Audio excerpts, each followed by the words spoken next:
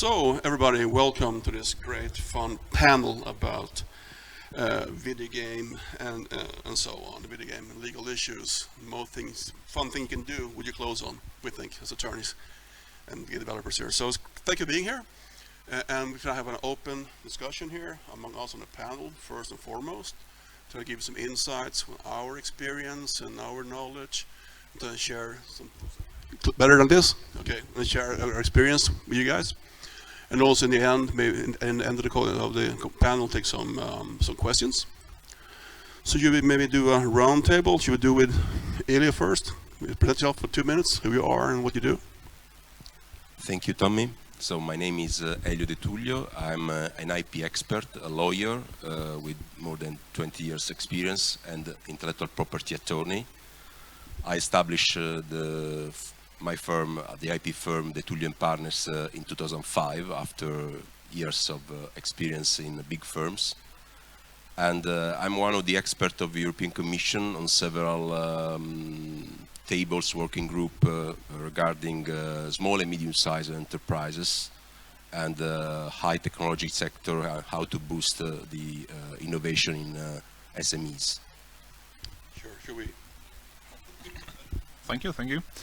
So, as you might know from the previous presentation, I'm Marius Bunkovskis. I'm a smaller-sized indie developer, and I've been put on this panel to represent the small and confused guys that have no idea about IP law.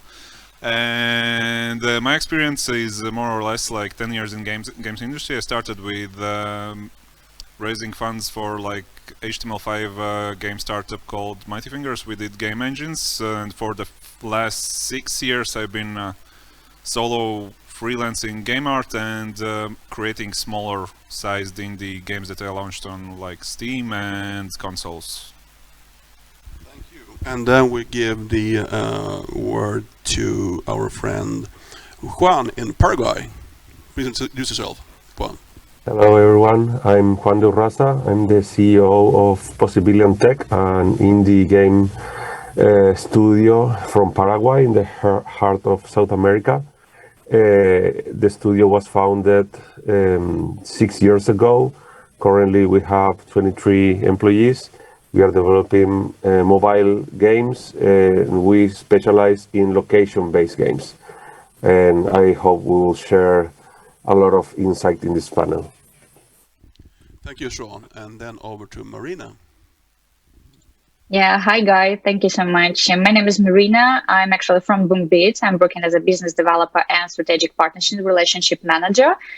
Basically helping studios in Russia, Ukraine, to start something with us, have a publishing deal, explaining to us how to pitch to publisher, what questions should you ask, how you should answer those questions, and so on. In most of the time, we're working with free-to-play mobile games, now developing our hyper-casual division. And yeah, I'm just happy to be here. Thank you, Marina. And I'm Tommy Persson. I'm an attorney from Sweden, got a Swedish and American law degree, member of the bar in New York, been doing video game law for 22 years now. And I got my law firm, Lawyer.se, with my CEO Annette is here as well in the audience. And we have around 200 clients around the world, mostly Scandinavia. And we do, most of the time, we just negotiate contract with publishers and IP owners and what have you. And so I'm coming more from the negotiating field of law here.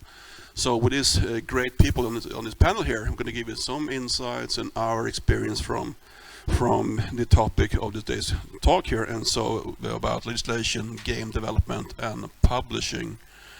So I mean, from your perspective, to being on your side and your experience doing game dev and freelance, what is the biggest legal issue or biggest legal problem you find? When coming in, in the game industry, my biggest two confusions after founding a company was, one, how the heck raising money works and how splitting up company works. None of us understood it before we went through the process of doing it. And two, all the legal wordings about revenue sharing and keeping your IP was fairly confusing thing when coming in cold. Those were the two three, I guess, like biggest issues I had as a smaller indie when making a company and like working together with like an investor or a publisher. Did you learn any good lessons you can share with the audience? When maybe some key things for them to think about when they're raising capital and taking on financiers? Never look at your contract like just by yourself. You can sign very shady stuff like accidentally. Always do consult somebody, like even if it's just another founder, like a little bit like more experienced than you in the industry. Like perfectly, it would be a lawyer, but not all people have enough money to consult a lawyer. So do consult more experienced people when signing anything, like when raising, when publishing, when doing anything. Thank you, Maris. And for Marina, what have you experienced as the biggest legal obstacle or issues from your side, being a business developer and a strategic partnership manager and so on? Okay, thank you. So basically, one kind of a thing is like what countries you are working with, because on a legal perspective, different countries like Russia, Ukraine, Poland, we have different rules how to open the company, how to become the entrepreneur, the taxes, that kind of a stuff usually confuses people when they start to work with us as a publisher, because we have different contracts. Our contracts actually, it's not that like huge, but still, you need to consult someone, and usually I ask my developers whom we are signing with actually to talk to me about the questions they have. In most of the cases, it's just about like IP once again, right?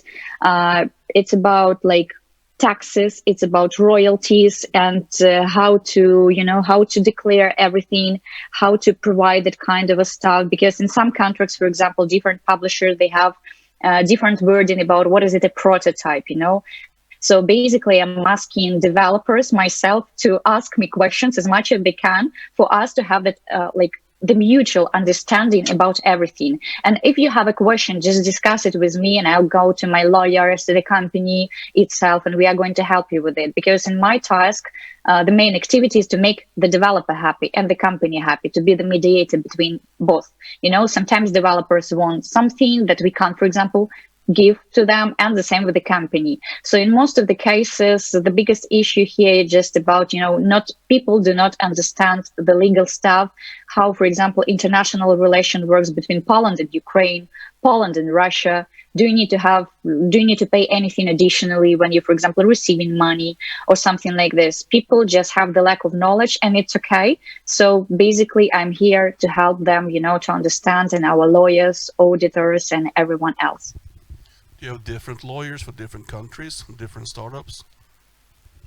Yeah, definitely it is. Because, for example, our lawyers, for sure, they try to give, the huge perspective about, how it works with Russia and Ukraine. But sometimes, for example, we deal with a country like Korea or any other country where we have nothing about the language, we have nothing about the culture, and nothing at all, right? And we need to find the appropriate person. So basically, we make the contacts with some people with whom we are friends with, for example, who are lawyers or something within the industry. And help this way, just because we need to help people to understand what they are going to do with us, basically to be transparent from the very, very beginning. So Elio, from your side, you have clients in different countries. On how do you help them when they come to you? They have issues maybe with a trademark, they want to have trademark protection perhaps, maybe both in their native country and maybe in the EU perhaps, maybe in the US. How do you advise them on that? Thank you, Tommy. Well, let's say on the IP perspective, the main point is that IP is based on territoriality.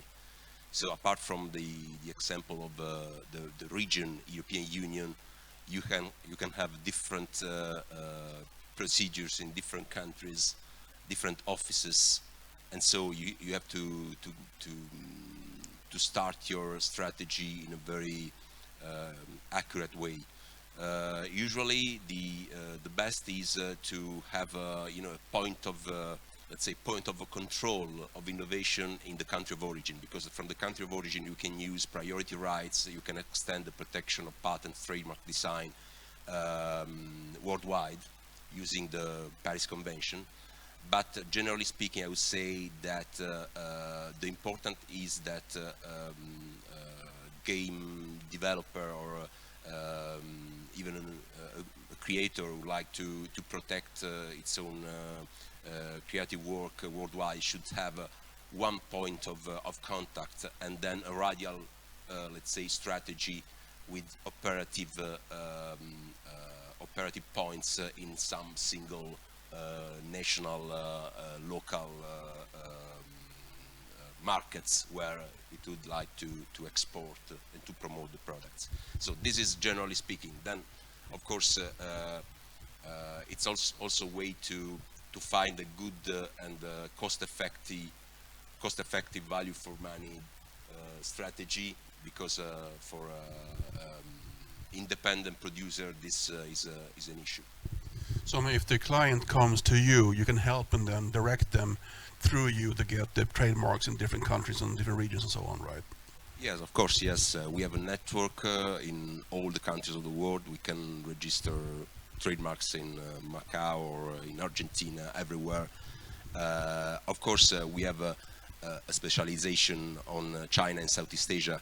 I forgot to say that here I represent the EU China and EU Southeast Asia IPR SME Hubs. That is an initiative of the European Commission. And on this purpose, I would like to stress that before starting any business, probably the best solution could also have some let's say, free advice that some institution can offer. This is not to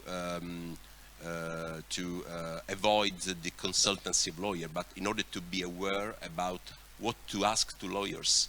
So in order to better control and better check the interaction with the high-level consultant. So lawyers are very important, but it's also important that an IP awareness is well known by independent producers. And so, Sean, from you making location-based games from Paraguay, what legal issues do you run into from your side? Is it international issues regarding, or is it like permits, whatever? I'm sure your game probably global, I would guess. What advice would you? What problems do you have when you make your games from Paraguay? Yeah, we had several legal issues, and I believe indie developers tend to forget about IP and who owns the IP. Usually, the small studios are maybe formed by 2 or 3 friends. They started working on a game. Then something happens. They haven't signed anything. And then someone says that, yeah, but the IP is mine, or this code is mine, or this art is mine, and I will take it away, and it's not yours. And you start a legal battle with your partners or your former partners. And if you haven't signed anything before starting the project, it will be very hard to pull that out. So one thing that I can say is that anything you do, even if it's look small, even if it is with your friends, sign something telling who owns what part, or what happens if someone left the team, because in the end, if you don't do that, you can have a lot of problems. Other problems that we have is that we live in a kind of faraway country from any serious development of video games. When we started, we were not able to put our games in the Play Store, and we had to create a company in the United States to do that, and it was very complex, and it has a high cost to do that. In the end, we were able to go back to Paraguay because Google changed the way they handled Paraguay as a country. But it was very hard for us at the start, and I know there are some countries that still have that kind of problems, that they cannot publish from their own countries their games, and for that you need to create a company, maybe in Europe, maybe in the United States, or somewhere else. You need to have bank accounts, international bank accounts, and that can be also a big problem. And talking about location-based games, you know that location-based games have a lot of problems by themselves, and obviously an indie game company has struggles with that, because it's not the same thing to be a big company that can hire lawyers and work in every country with their laws. You know, every country has different laws about this kind of games or applications. So for us, it's still hard, but we try to manage every time we find a different problem and see how to solve it at that time, because we are very small and we cannot prepare in advance for any problem that we may have. That is not a good thing, but we are small, so we have no other choice to do that. But you think, though, as a small company, you can find ways to get the help you want, and you can find ways to solve those legal issues that may be a problem for you. Yeah, we have some lawyers in the States and here in Paraguay that help us with the most important things. But like I said, there are some things that you don't even imagine. So when they happen, we see what we can do on everything. But yeah, it's not easy. Thank you. Yeah, sorry. Another thing that I forgot that was also kind of complex was when we founded our company, we received investment from private investors, and it was not easy to pull a deal. In our country, we don't have startups or other game studios, so traditional investors think in a different way that tech investors probably in Europe or States. So the deal was not the best deal, and we are still 6 years from there, still changing a lot of things from the original contracts and investment that we received, because now they understand how the world works. But at that time was like it was the only way to receive investment, so we got not a very good deal. I mean, and how the company is formed, who will manage the company, how many shares every associate will have, and that kind of things. And we are still solving that issues right now, 6 years from the founding of the company.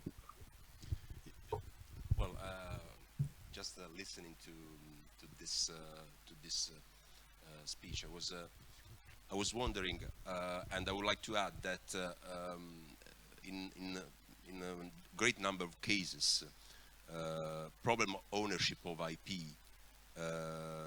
comes up too late. I mean, because of course IP is a little bit divisive and in this complex work where a lot of contributors of individuals are considered. So it's not easy to speak about IP at the very beginning of the projects, but it's better to do that at the very beginning in order to prevent future problems rather than to wait when probably the product is going to be successful or not. Because if the product is successful, it's very hard to go back and start to remember what was the original agreement. So that is why IP is something you have to deal with at the very beginning, and of course even all the framework contracts regarding revenue sharing and all the other exploitation of the product should be assessed in advance.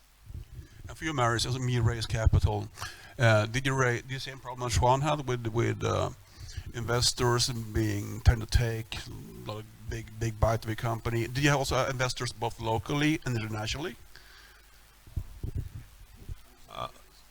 During our fundraising, we actually went for seed funding, and we got it from Seed Camp that was based in like UK, and they were interested in like being as least resistance, and like did give us out like a pretty good terms. So there were no downsides. Plus they had like extensive coaching sessions like for weeks to like. It was basically like a startup bootcamp that also like granted seed money. And after that, we mostly relied on like contract work, so we did not run in many issues with that. But on the note of like protecting your IP and worrying about trademarks, I actually had one question that I wanted to ask you after you said, like, after everything is signed, like for example, like founders like decide like that and that like part of company belongs to you, like that part of IP is like I'm sharing, and blah blah blah. Which is the point when like smaller developers, like for example like 1 to 5-person teams, should start worrying actively about like protecting their IP or like trademarking anything, or like biting into like bigger like attempts of like protecting their IP? Like because like for context, I think like right here it's like something like copyright. Like in Europe, whoever creates it, like you own it until you sign it away. Well, this now this topic is going to become very complex. But generally speaking, for copyright, you don't need to be too much worried, because you know, copyright is protected, not depending from any formalities, even if it's better to file a copyright application. But for trademark and for patents, you need to file an application in order to be sure that you will be the first one. So let's say once the name of the video game, or the name of the company, or the name of the characters have been decided, so it's better to file an application as soon as possible, because you have these 6 months priority rights. You can extend the protection internationally in 6 months with just one first filing with very, very affordable costs. And don't forget that sometimes investors like business angel, venture capital, also banks, in order to give you money, sometimes they ask you to show that you have protected your IP rights. So you can also use them in order to finance your company. Well, there are some cases also in Sweden, I'm sure, and in US or in Italy. So sometimes IP can be used in order to attract investment from investors. And also for Marina, I mean, since you're starting businesses in different countries, is there for you, I guess, an issue to protect trademarks in those different countries? How do you approach that? Do you also go to one country first and then you apply for other countries, or how do you, if you're gonna maybe have offices in different countries, what's your approach then to protect your company legally? How do you handle that? Okay, thank you for that question, interesting one. So basically how it started on our side, as we are a publisher, mostly working with the developers. Some of them are actually like indie developers, like a small studio who start to work with us. We're basically signing the contract, right? Where we're discussing all of this intellectual property stuff. So basically all of the information is going to be gathered here.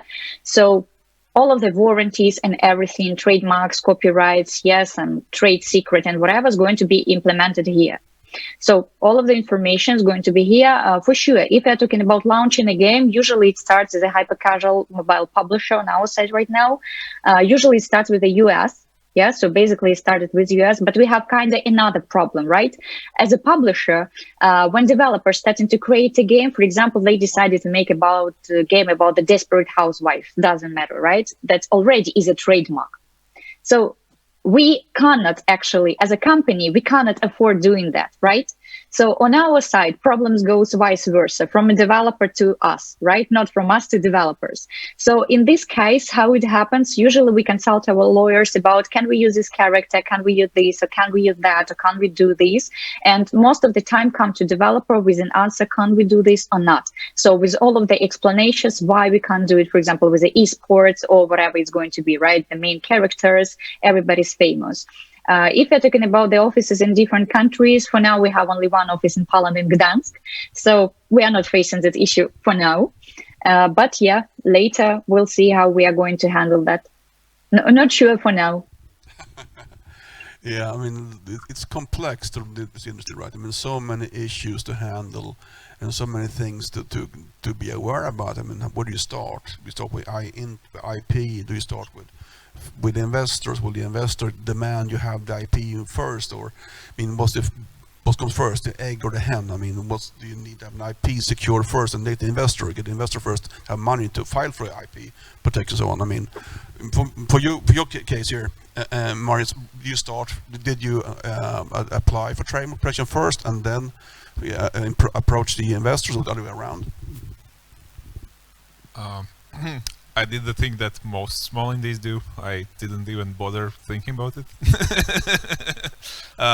Basically, like, I didn't bother thinking about it until I saw the publishing contract for like my latest game, and then was the first time when I was starting to think about it, when I was reading through like who keeps the IP and what are the like rules of like our collaboration. Like, until then I wouldn't even think about it, and to be honest, like, even till now I don't really think about it too much, because my game hasn't been like ultra successful, so I think it's a little bit of a less of a concern. But if my game would have exploded, like, it could have been a concern pretty quickly. As I hear. Like, plus I hear, like, in Estonia there was this one big controversy about IP stealing with Ion Must Die or something like that, so yeah, that's interesting. But will your investors demand you have a copyright protection, or you have contracts with your consultants or your employees, so you have secured all your rights? Is that a big thing for them in their due diligence? During publishing contract, it was not pressed too much, and it was not too important during our discussions. But when we were raising the company as like venture capital, like funding, like when we did sign away our company's percentage, then it became a bigger thing. Like, we had like lawyers going through, like the investors paid for lawyers, and it was for our first experience with that stuff, so we still don't know if it was good or bad.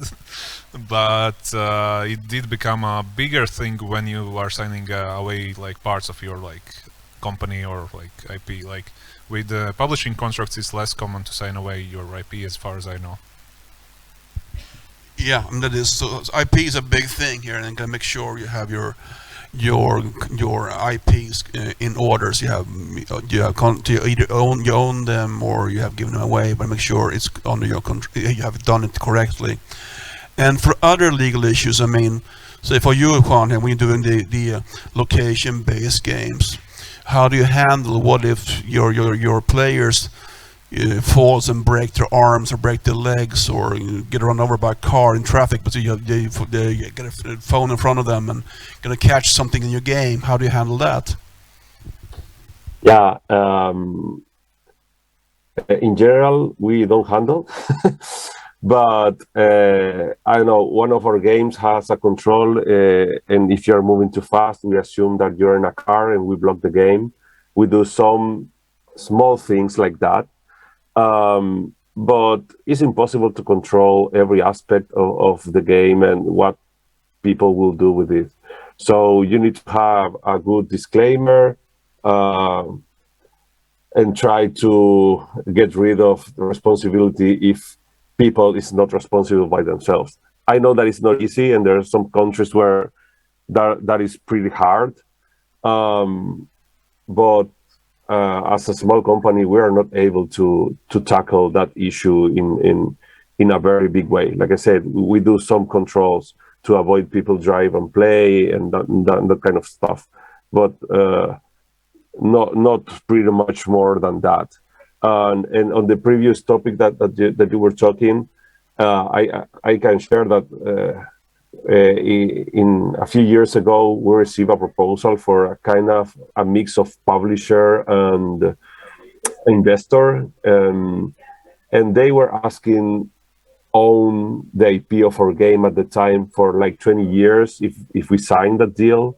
And that was the reason because we didn't sign it, because we thought that it was kind of crazy to sign something like that. But I heard that there were other cases of developers or indie developers that signed contracts like that because they needed the money. But maybe the lawyers can tell a little more about that kind of deals. But I believe it's not worth to sell. It's like selling your IP, because you will not own it for 20 years, and that is a lot.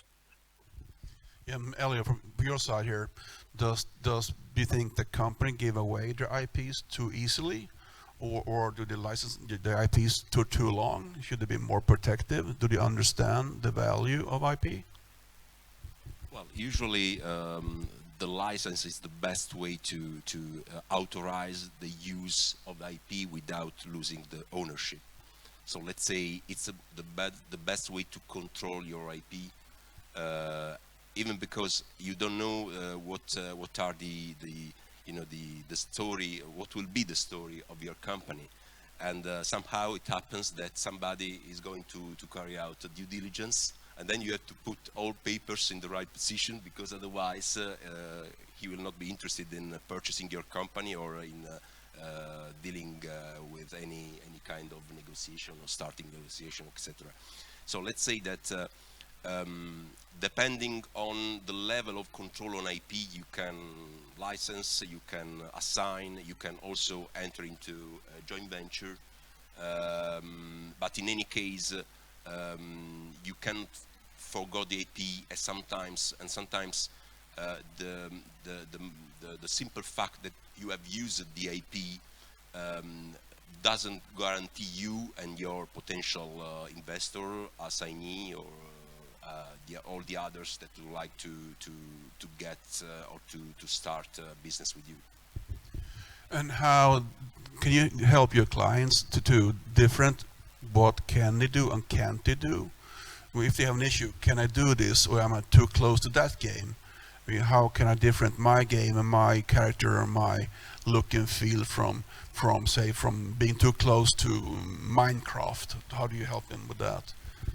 Yeah, I was during my presentation this morning, I was talking about reskinning, this gray area in which there is something allowed, something not allowed. So usually, and this is not only in copyright for video games, this is in any field of intellectual property, even for trademark, patents, designs. So sometimes companies come to you and say, give us a legal opinion about if there is a potential interferences with third parties' right. What you mentioned this morning about trademarks, New York Police Department, and so sometimes you need to assess that you are not going to interfere with third parties' rights. So in this case, usually you need to, the first step is a search, so state-of-the-art search. Usually for patent, trademark, and design is easier. For copyrights, it's not easy. So you need to interact with your client, so with the producer or the publisher, in order to even get information from the market. So what is on the market, and what you are going to, what it is going to make you worry. And so this state-of-the-art, this data collection is very useful, because it allows the lawyer to study the papers. And once again, as mentioned this morning, lawyers are also creative people. So they have to apply existing laws and existing rules to specific new cases. So sometimes the creativity is to get the closest prior art, to get the right solution, but it's different from all the other solutions previously examined. So sometimes you need this case-by-case approach in order to be effective towards your clients or the company. And Marina, when you do games in your studios, how do you make sure that your game are unique and don't infringe any other games around you? Actually, that's a kind of a way that basically using, if we see that the art, for example, is going to copy someone, we are also always asking about the risking. Yeah, we are searching for new assets, whatever is going to be happen here. Because in hyper casual space, like all of the games are like one and another, sometimes they're really, really the same, but basically we are asking about the risking, and all of the times, if we see something's going to be like, like have some kind of an impact, for example, of their like your inspiration or whatever, you took it from TikTok or whatever, any other social media, and we understand that it can be a problem, we usually ask our lawyers to have the consultancy about it, because we don't want to have that kind of a stuff happen to us, because like publisher and company, we have everything, so it's really hard one. So all of the time we try to talk to lawyers for them to check, because in most of the cases, developers are saying like, hey, we took the inspiration from this, for example, Tar or this person, and we're saying, no, no, no, no, the person looks like 100% alike, that's the real one, better not to use it, because one day it's going to happen, like someone's going to come to you. It's better to avoid, you need to change the hair, the like eyes color, whatever, the like the t-shirt, for like be a bit appealing, but on the other hand, nobody's going to find this like 100% recognition. So in most of the cases, we try to use this approach of reskinning something. Apologies for breaking in. I actually wanted to share one thing on this, because like I actually run in situation where I was almost accidentally infringing on somebody, because with my last game, Rise of the Slime, it was originally called like Rise of the Slime King, and when publishers were doing like this check you mentioned about like IPs, it was too close for comfort to one character in one other game, so it raised concerns about potentially infringing like their IP. It was Dragon something Saga, I think, if I remember correctly, where there was a character called Slime King, and I did change the game's name because of that, like specifically to not accidentally infringe. Well, in this case, there can be when one solution, big companies in other sectors try to, let's say, get in touch with previous retainer of potential rights that can interfere with the name of the products, and they try to find to start a negotiation in order to assess their rights. Of course, this can be also expensive, and there can be an alert for the prior rights holder, but it's a matter of resources. If you have allocated some resources for the clearance of rights before starting the project, that is good. Another way can be launching the project anyway and allocate resources for litigation. This is very, very common in US. When you have big projects, you say, well, this is the project. If somebody is going to sue me, I will have money to defend my position. So Sean, from your side, Juan, how do you make sure that your game don't infringe on Pokemon Go or whatever location-based games and make your game unique? And do you have a method for that? No, you have different types of games, and I don't think that metagaming can be copyrighted, or I don't know. I don't think that is a problem. I believe that you might have problems with the name of the game. You might have problem if some characters are similar. I don't think that the way location-based games work can be too different from one from another. Obviously, you will have different mini games, different activities, but in the end, you move around the city and you do things in a specific place of the city. And I don't think that it should be a problem. Obviously, it can be a problem if someone wants to, I don't know, if someone bigger than you tries to get you out of the way, it can do a lot of things. But I don't believe that something like that will hold. So yeah, no, we don't do much about it other than develop our own IP, have our own characters, have our own story, and have our own mini games, uh, and all the art, all the assets, all the sounds, everything is done by ourselves. So we believe we should have no problem. But we are small. I don't know if we got big, if things will be different. If we are, I don't know if other competitors get aware of what are we doing. Do you agree? Yeah. Being a small indie, then you have a method probably to make sure your game doesn't infringe, and you make sure it's different. You make a few, five, maybe 3, 4, 5 different changes from other game, and like your name is from Lizard King and so on.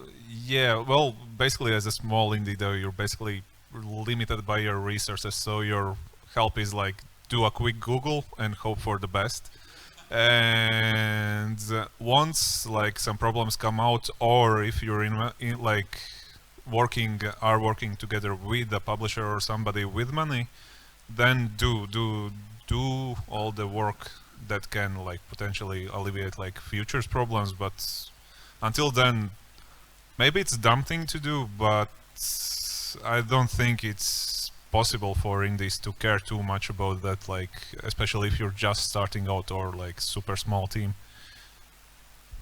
And Marina, as it happens, I actually, yeah, I just wanted to jump in about this topic, So, like big publishers, usually in companies, we have the positions is called researcher, like a specific person who usually researches the Play Store and App Store and looking for the games. So basically, I actually recommend you, to try this because you're going to play around 100 games a day. It's really nice sometimes, but very tiring.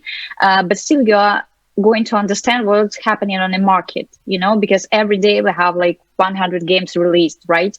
And for you to defend yourself, you'd better be prepared, all of the time to make the researches, to check it and check it once again before publishing something, and understand that you were the first who've done it, because basically next day you can have a copycat, right? So for your site, you need to do all of these preparations to open the accounts on the App Store, like Google Play, to create everything, to have everything upload, even the first build, the first one, the very one, the first with bugs, but still have it. Because lately it can happen on your side that tomorrow your game is going to be copycatted. And that's all. You're going to lose your money while you're going to make some kind of iterations or whatever. So I recommend you to start from here, starting from like to having that kind of a scene in mind, just for you to do it all of the time, not to, to wait until that you're going to have the great game without no bugs and everything going so cool and the art and the style. No, start from the very beginning. Still, you will be protected, because App Store and Google Play, they'll understand that you were the first to upload it. It's a good case. Does it happen often that someone contacts you saying your game is too close in name or in look and feel or storyline? Sure, yeah. If you're talking about hyper casual market and the casual games, it happens like, almost 99%. You should be very keen on what are you publishing. You should be very keen on what are you adding into your game. Because if you are going to like scroll now and search, for example, superhero, you will see like 100 games. And some of them already copycatted. And sometimes it even happened, you were developing a game for some time with a developer. It was on an App Store, for example, and then we just decided not to go with it, for example, just some nitpicks or whatever.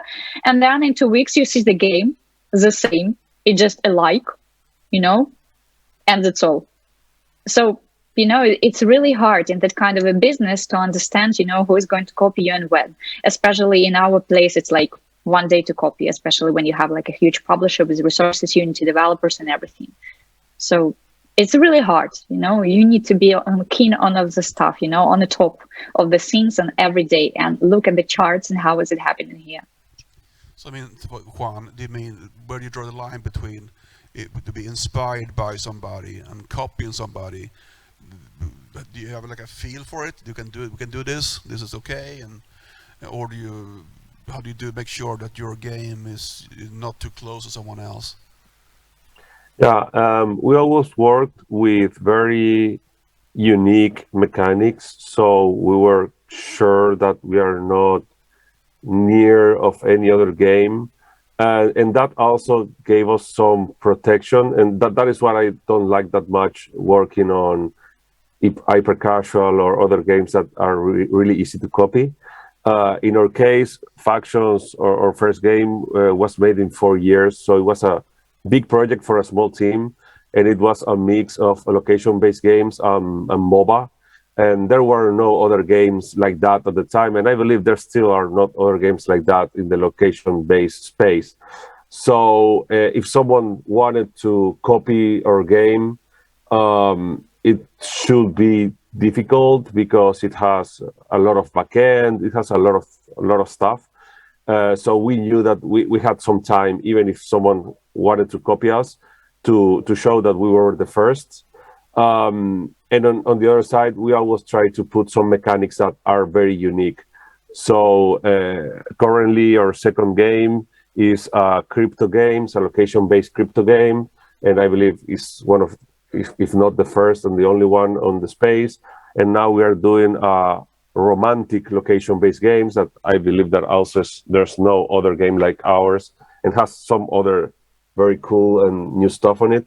So we are always trying to do something quite special and different.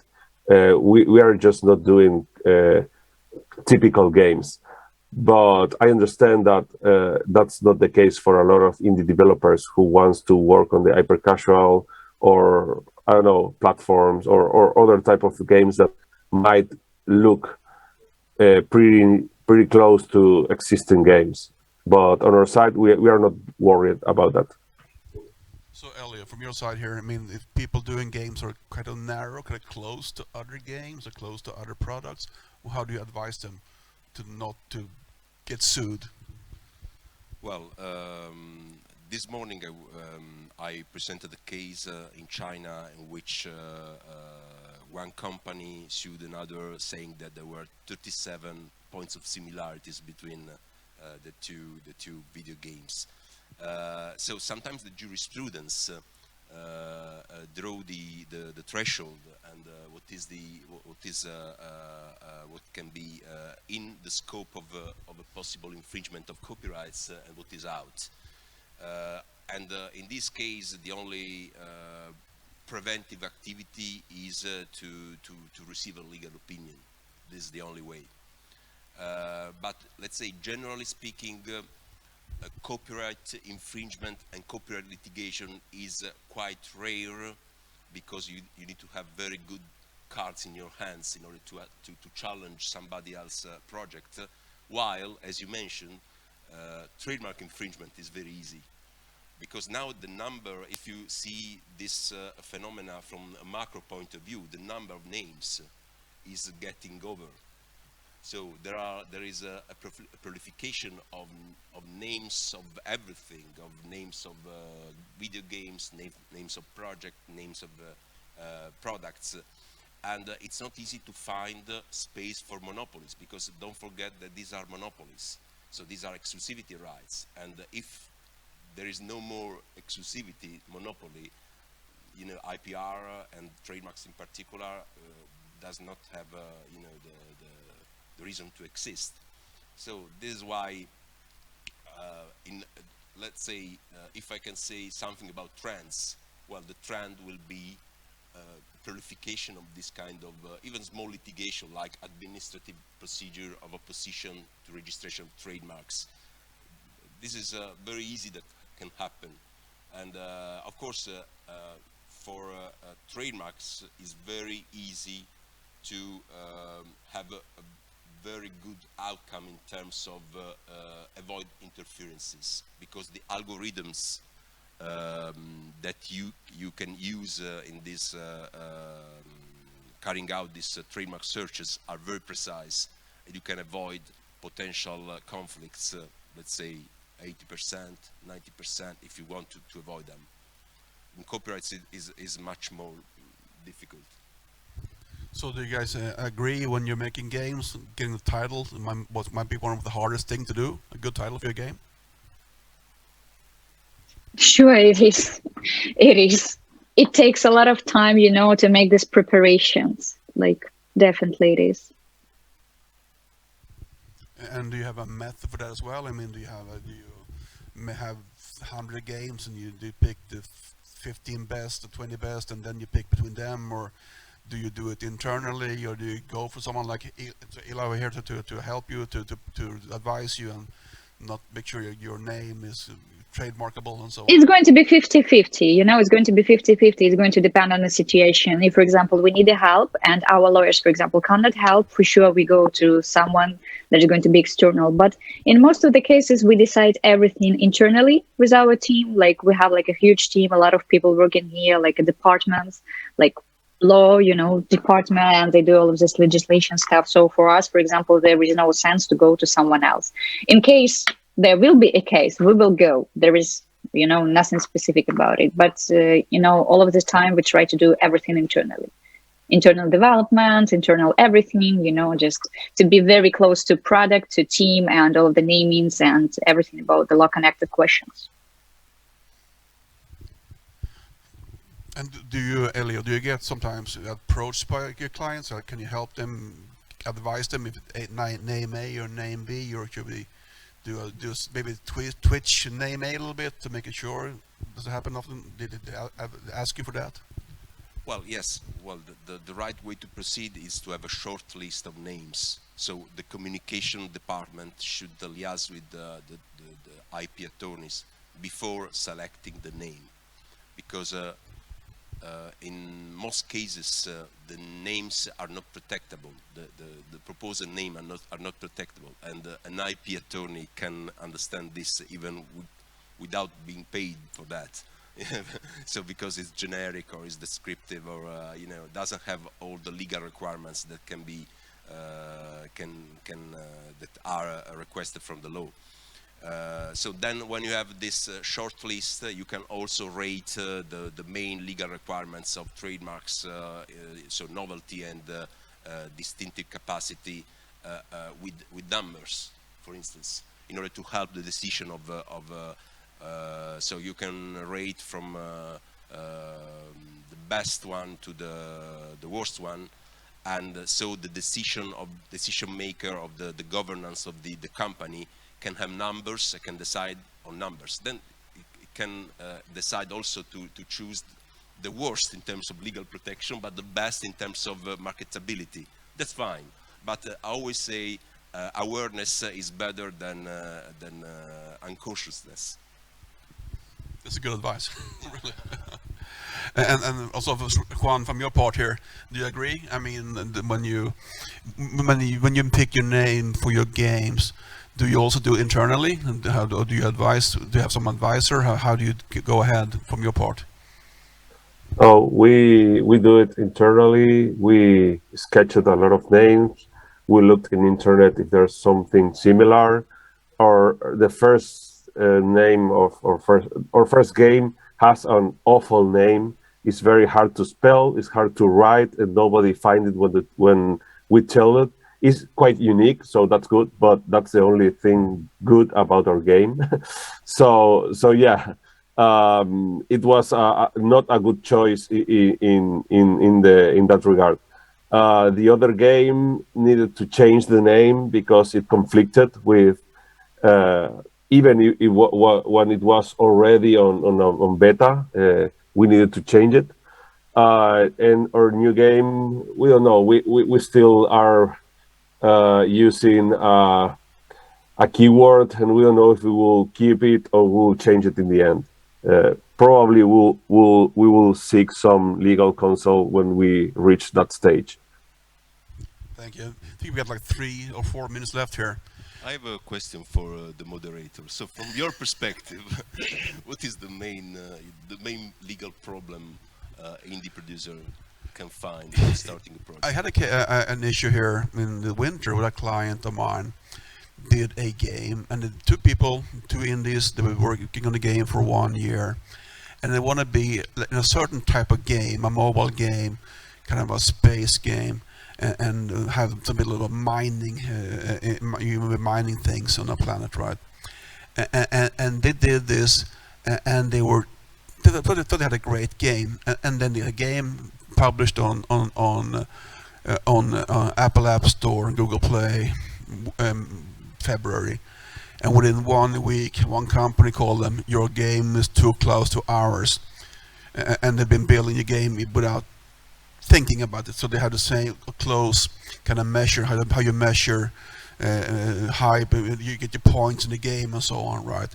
And it was same mechanism and the same name of the awards, because they thought it was, they didn't think it was unique enough.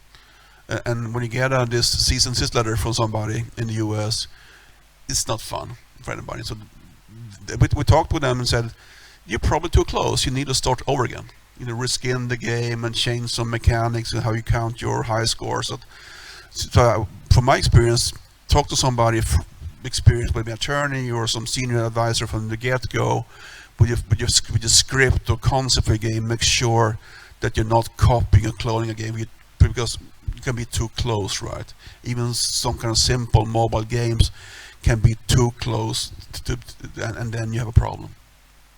Yes, indeed, because then you need also to be very careful to monitor the market, because you know that if you don't react and you accept some games that are very close to yours, this is considered as a tolerance.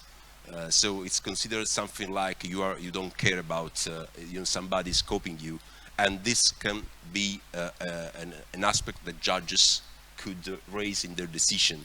So if you are not enough reactive, sometimes this is a lack of care. You need to be prepared. I mean, what happens around you? But you have a great game, and then you go to a conference, or you go to, maybe you look at YouTube or Twitch, and someone has done the same game before you. You got to change things, or your name or whatever, right? You got to always be in the moment, see what happens right around me. Don't build your game in a vacuum. Do I have anything else to send off here? I mean, any last word? Any good advice? What would the best advice be for a game developer from anybody? 30 seconds. Don't steal too much. That's a good advice. Don't steal too much. And with that, we're probably going to wrap up our little section here. So, any more questions? You can find us here around here in the conference, or for people joining us remotely, you can probably email us, and we maybe glad to give some unfair advice. Thank you all for participating in this panel.